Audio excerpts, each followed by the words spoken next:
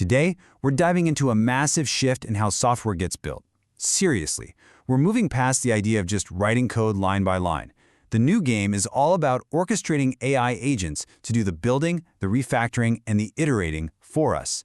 And with tools like Cursor, getting good at this is really the key to unlocking a totally new level of productivity. So let me just start with the question, and it might sound a little bit edgy, but here it is. Are you still writing code? In that traditional hands-on keyboard way? Because honestly, the ground is shifting right under our feet. The AI models we're working with today can juggle complex, multi-file tasks and just keep grinding for hours until all the tests pass. And that is the real change we're talking about. The most effective developers right now are becoming orchestrators, basically conductors for these incredibly powerful AI agents. So in this explainer, we're going to break down exactly how you can make that transition, moving from just firing off simple prompts to true agent-driven development.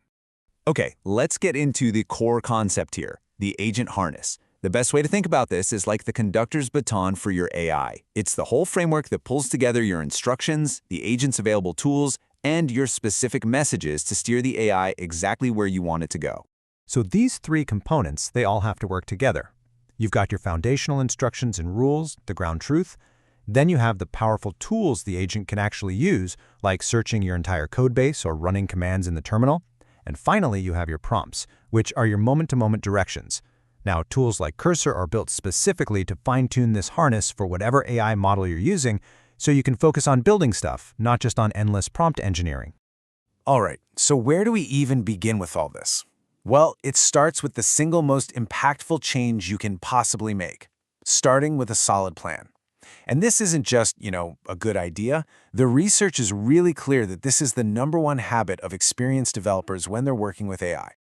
Let me just say that again because it's absolutely crucial. Planning before you let the AI generate any code is the key. Why? Because it forces you to get clear in your own head first, and it gives the AI agent concrete, achievable goals to work towards. And that just dramatically improves the quality of whatever it spits out.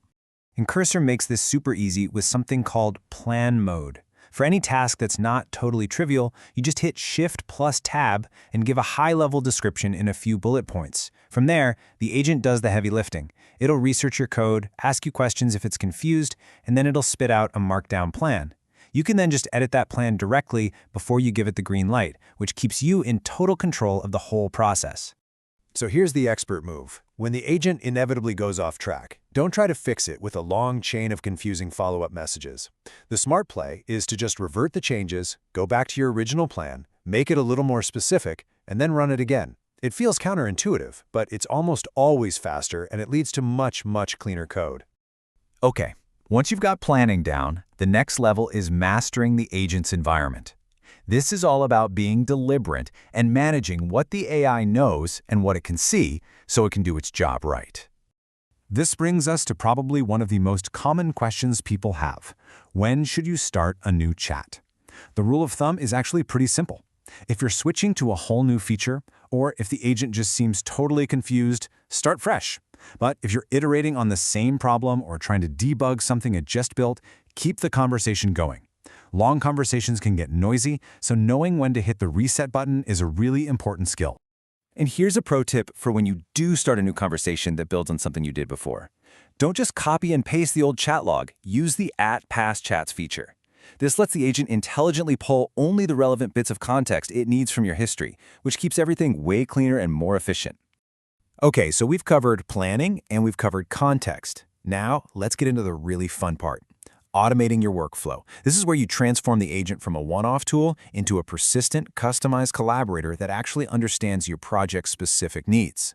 The two main ways you do this are with rules and skills. Here's the key difference. Rules are static. They're the always-on instructions for your project. Think of your build commands or your code style guide. Skills, on the other hand, are dynamic, on-demand workflows that you can trigger with your own custom commands. So, what should actually go into your project's rules file? You want to keep it focused on the absolute essentials, your main commands, your core code style principles, and any critical workflow steps. A good way to think about it is this. If the agent is constantly messing up your import order, you can fix that in the rules file once, and then your whole team benefits from that correction forever. And this is where things get really powerful. With skills, you can automate these complex, multi-step tasks into a single command. I mean, just imagine typing /per and having the agent stage your changes, write a great commit message, push the branch, and open a pull request for you. Or /fix issue and having it handle that entire bug fix workflow. This isn't just about saving a few keystrokes. We're talking about automating entire chunks of your day. All right, so all of this brings us to the end game. When you combine planning, context management, and automation, you've completed the transition. You are no longer just prompting an AI, you are actively orchestrating code. You see, an expert orchestrator knows how to delegate. You use local agents right there in your editor for the hands-on, iterative work you're focused on right now. But for all those tasks you'd normally just add to a to-do list, like a small bug fix or generating some tests, you offload them to a cloud agent. It'll just work in the background and open a pull request when it's done, freeing you up to focus on the next big problem. And what about those really nasty bugs? That's when you bring out the secret weapon, debug mode. Instead of just guessing, it takes this systematic, scientific approach. It comes up with hypotheses, it instruments your code with logging, it analyzes the data as you reproduce the bug, and then, and only then, does it make a targeted fix based on actual evidence. This is for when you're truly stuck. So to kind of tie it all together, what are the habits of an expert orchestrator? Well, they write specific prompts with clear constraints. They set verifiable goals like all tests must pass.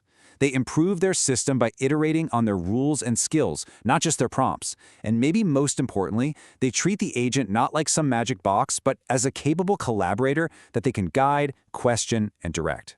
And I really want to leave you with this one last crucial thought.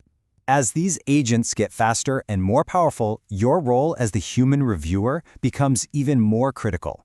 Your job is to ensure quality, to guide the architecture, and to make the final call.